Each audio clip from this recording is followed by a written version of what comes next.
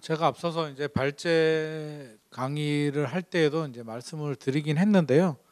거래량이 많이 줄어들었죠. 작년 거의 2022년은 3월인가요? 4월 이후부터 이제 1,000건이 붕괴가 됐어요. 서울의 아파트가 한 180만 호 정도 또는 그 이상 정도 되는데 뭐 1,000건은 저는 큰 의미 없는 거래 절벽이라는 생각이 들고요. 앞서서 이은영 연구원님께서 말씀하셨듯이 25개 구로 나누면 뭐 40개, 뭐 30개, 40개, 50개 거래가 되는데 단지별로 따지면 한 개 단지에 한 개가 거래가 안 됐다는 얘기거든요. 부동산들 다 손가락 빨고 있는데 저는 이제 추이를 보면 뭐 800개 하다가 1,300개 하니까 늘어났다. 뭐 1,000개 하면은 줄었다 이렇게 이야기를 하는데 어차피 거래 절벽 상황이기 때문에 큰 의미를 부여하고 싶지는 않고요. 하지만 분위기를 보면 12월보다는 1월이 거래량이 좀 늘어난 건 맞습니다. 사람들이 집을 살 때에는 이유는 딱 한 가지거든요. 실소유자도 그렇고요. 투자자도 그렇고요. 오르는 집을 사고 싶지 내리는 집은 절대 안 사고 싶습니다. 취득세 내고 재산세 내고 대출이자 내고 나중에 좀 남으면 양도세도 내야 되는데 그 얼마 내가 기대 수익률이 있는데 그걸 확보하지 못하면 들어가지 않거든요. 차라리 전세나 월세 사는 게 유리하단 말이에요. 집을 살 이유가 없어요. 실거주자라도. 작년 같은 경우는 어때요? 금리가 어라 하면서 계속 올라갔기 때문에 불확실성 때문에 지금 들어갈 수가 없는 상황이었고요. 당연히 줄어들 수밖에 진짜 급한 사람 아니면 사지 않는데 1월 달에는 이제 상황이 조금 달라졌죠. 바닥은 확인했단 말이에요.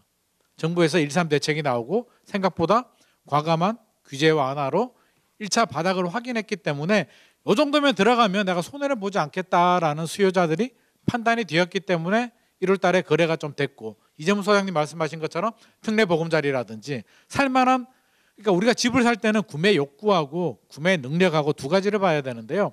구매 욕구는 집을 값이 오를 것 같다라는 기대감이 있어야 되고 구매 능력은 그럼에도 불구하고 내가 대출을 받든지 자기 자본이 되든지 뭔가 구입할 수 있는 상황이 돼야 되는데 소득이 늘어나진 않죠. 그러니까 정부에서 두 가지를 다 해준 거죠. 규제 지역을 풀어줌으로써 구매 욕구를 조금 높여줬고요.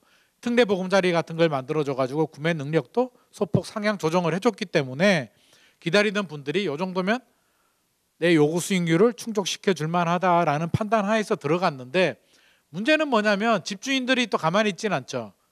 시장을 바라보는데 집주인들은 고점 대비 예를 들어서 10억 원 아파트가 7억 원으로 떨어지게 되면 3억 원이 떨어졌다라고 판단이 되고요.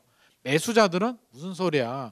3억 원 하던 아파트가 5년 만에 10억까지 올랐는데 7억 원 떨어지는 게 떨어지는 거야 라고 집값을 바라보는 시각 차이가 완전히 다르기 때문에 7억 정도가 저는 딱 마지노선인 것 같아요. 집주인들은 이 정도 거래가 되면 당연히 호가를 올리게 되고요. 7억 5천, 8억까지 올리게 되고 시장의 매수자들은 무슨 소리야.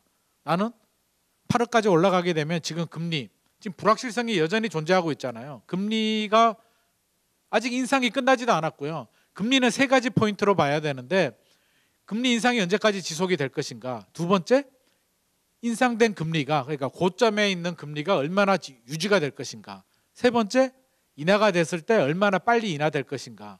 이 세 가지가 중요한데 지금 첫째 관문도 통과하지 않았거든요. 언제까지 상승할지도 몰라요. 뭐 한 번 더 올라갈지 두 번 더 올라갈지는 모르겠지만 거의 고점 가까이는 왔는데 이게 더 올라갈지 덜 올라갈지에 대한 아직 확신이 없고 멈추더라도 만약에 한 번 정도 더 올리고요. 3.75에서 멈추더라도 한 달, 두 달 안에 인하로 돌아서기는 어려울 것 같거든요. 제가 볼 때는 6개월?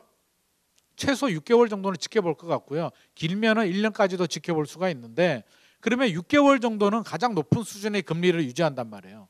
여전히 고통스럽고 내릴 때도 빨리 내려가 줘야 되는데 경제가 굉장히 심각한 상황이 아니면 정부에서 빠르게 내리기는 어려울 거예요. 상황을 체크하면서 조금씩 내린다면 결국에는 금리 불확실성은 상당히 길다.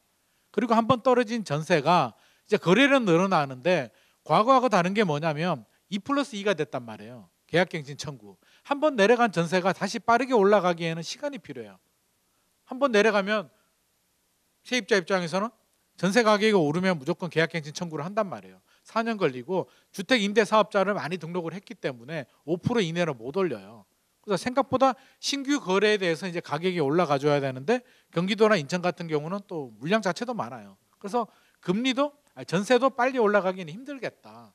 그런 상황을 보자면 지금 팽팽한 줄다리기를 하고 있잖아요. 매수자들은 집을 사려는 분들은 내려 가격 더 내리면 살게. 최근에 분양시장 상황을 보면 전화는 많이 오죠. 긴가민가 해가지고 전화하면 분양가 얼마예요? 전용 84 10억입니다 라고 하면 아직 정신 못 차렸네. 가격 더 떨어뜨려야지. 할인 분양 안 해 너희들? 나는 시간 많어 라고 전화를 끊는 분들이 상당히 많다라고 합니다. 그러니까 매수자들은 시간은 아직은 우리 편이야. 그동안 최근 몇 년 동안 집값이 많이 오르면서 매도인이 우위 시장이었지만 당분간은 매수인이 우위 시장이야. 나는 급할 거 없어. 가격을 뚝 떨어뜨리면 한번 생각을 해볼게 라는 수요가 강하고 사실 매도인들은 더 불안해요. 이게 끝일까? 이러다가 또 떨어지면 어떡하지?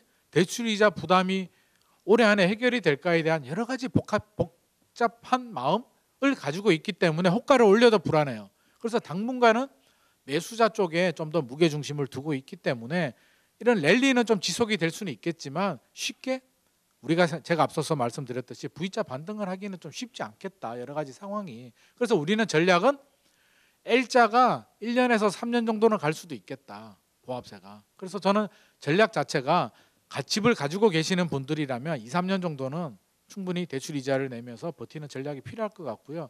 매수자라면 자기 상황에 따라서 여러 가지 좀 고민을 해야 되기 때문에 어떻게 됐든지 간에 금리나 전세의 대외적인 변수가 크게 바뀌지 않는 한은 당분간 이런 랠리가 좀 지속이 될 것 같습니다.